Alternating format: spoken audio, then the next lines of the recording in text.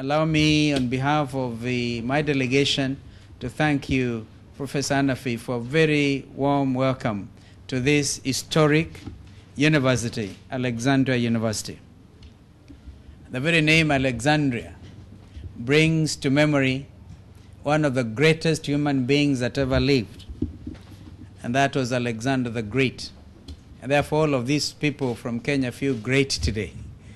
And it's also very significant.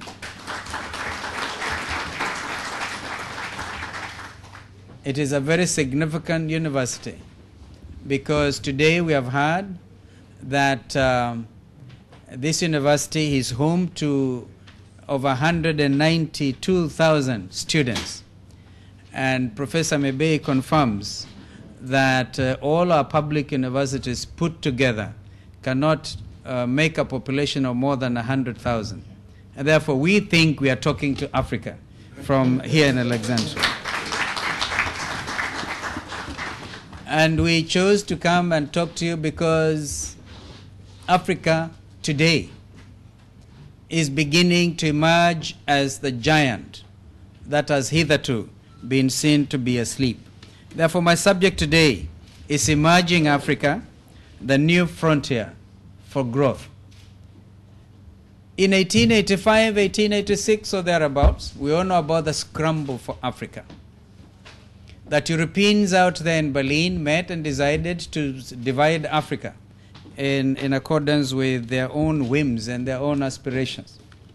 And then followed the period of serious colonialism, and Africa has continued over the years as a continent bedeviled with conflict, with hunger, with disease.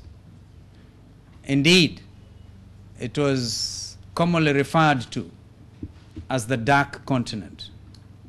But my thesis to us today is that time has come for Africa to shed off that image and indeed claim the 21st century.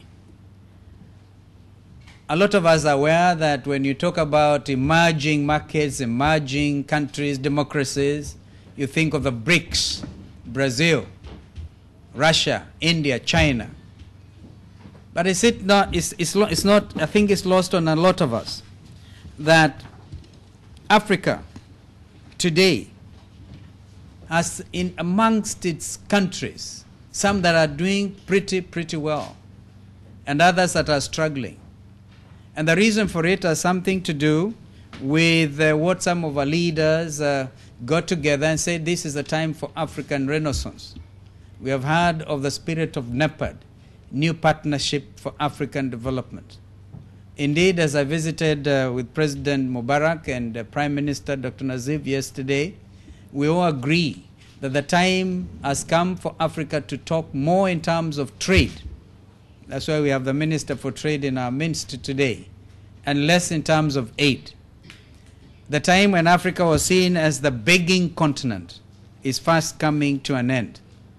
And therefore, because Africa has begun seizing the moment, we are beginning to see growth in infrastructure.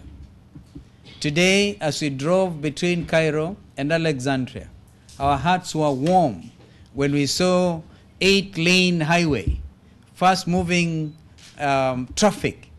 And this is just but an example of what is happening in a lot of African countries. In my own country, Kenya, we have given the matter of infrastructure development #1 position. And I think it is a story everywhere else. We have also said that since we are challenged on matters to do with democracy, we are going to do it better than those people who came preaching democracy to us. In Kenya, for instance, we've even now experimented with the possibility of what they're calling grand coalition. We actually have in Kenya, as I speak to you, Africa's first example of a grand coalition government, which is working.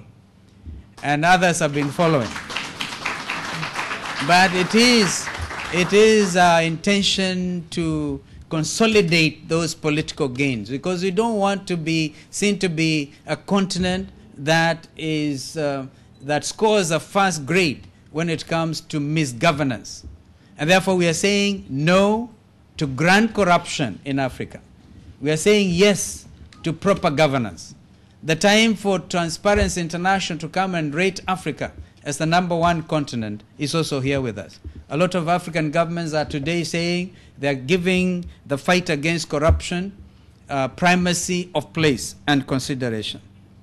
Africa is saying we do not want to continue being unable to feed our populations.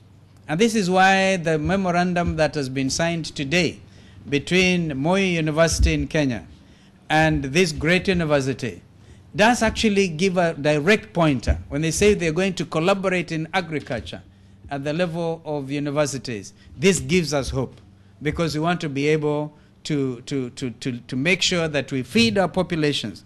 And one way of doing it is by ensuring this collaboration at the level of the universities.